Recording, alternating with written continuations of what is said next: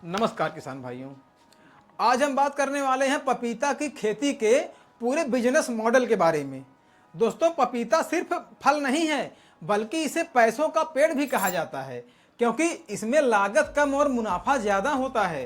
तो इस वीडियो में मैं आपको बताऊंगा पपीता की खेती कैसे शुरू करें, लागत और मुनाफे का पूरा हिसाब, मार्केटिंग और बेचने की सही रणनीति और सरकारी योजनाओं से होने वाला फायदा।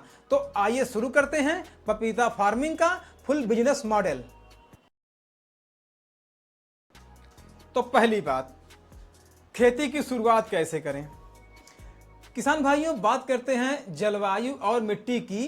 तो पपीता गर्म और उष्णकटिबंधीय क्षेत्रों में आसानी से उग जाता है। हल्की दोमट मिट्टी सबसे अच्छी रहती है, जिसका पीएच 6 से 7.5 हो।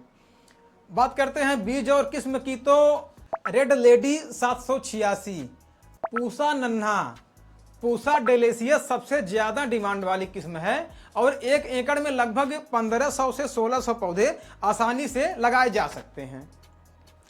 और दूसरी बात, पौधा रोपण और देखभाल।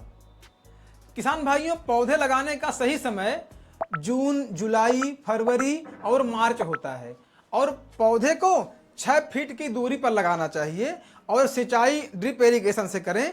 इससे पानी भी बचेगा और पौधे भी जल्दी बढ़ेंगे।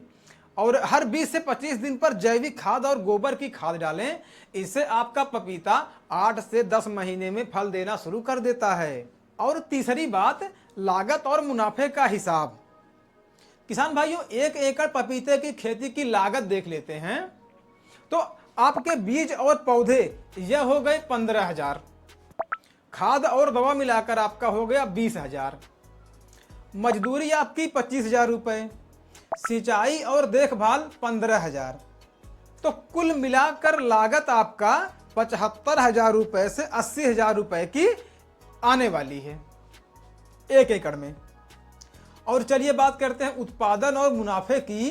तो एक पौधे से औसतन 40 से 50 किलो पपीता मिलता है और 1500 पौधों से लगभग 60 से 70 टन उत्पादन होगा। और मार्केट रेट जो है यह 10 रुपये से 25 रुपये प्रति किलो होता है, जो कि मार्केट की मांग पर निर्भर करता है। तो 1 एकड़ के हिसाब से आसानी से 6 से 10 लाख रुपए तक आप कमा सकते हैं, यानी मुनाफा लागत से 8-10 गुना ज़्यादा।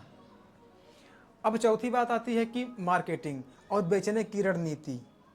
तो किसान भाइयों, पपीते की मांग सिर्फ जो है कि फल बाजार में ही नहीं बल्कि juice factory, juice processing unit, औषधि कंपनियां और निर्यात बाजार में भी हैं। अगर आप सीधा मंडी में बेचते हैं तो भाव कम मिलेगा। सबसे अच्छा है कि होलसेल, जूस फैक्ट्री या सीधी सप्लाई चेन से जुड़ें।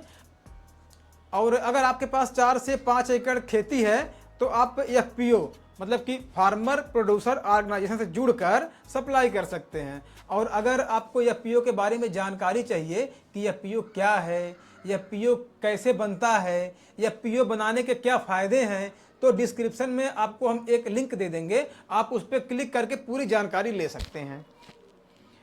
अब पांचवी बात आती है किसान भाइयों, सरकारी योजनाएं और सब्सिडी। तो सरकार हॉर्टिकल्चर फार्मिंग पर 40 से 60% तक की सब्सिडी देती है। ड्रिप इरिगेशन, पौधे, खाद और ट्रेनिंग पर किसान भाई लाभ उठा सकते हैं। इसके लिए नज़दीकी कृषि विभाग या कृषि विज्ञान केंद्र से संपर्क करें। तो किसान भाइयों, कुल मिलाकर पपीता की खेती एक ऐसा बिजनेस है जिसमें लागत कम आती है, देखभाल आसान है और मुनाफा बहुत ज़्यादा है। तो अगर आप भी खेती में कुछ नया और प्रॉफिटेबल करना चाहते हैं तो पपीता फार्मिंग एक विकल्प है। तो उम्मीद करते हैं कि आपके सारे डाउट्स क्लियर हो गए होंगे। इसके बाद भी अगर आपके कोई डाउट्स हैं तो आप कमेंट बॉक्स में बता सकते हैं। और अगर वीडियो अच्छा लगा हो तो वीडियो को लाइक करें, शेयर जरूर करें और हाँ, चैनल को सब्सक्राइब करना मत भूलिए, क्योंकि यहाँ आपको खेती और कृषि व्यवसाय से जुड़ी असली और सही जानकारी मिलती है। धन्यवाद। जय जवान, जय किसान।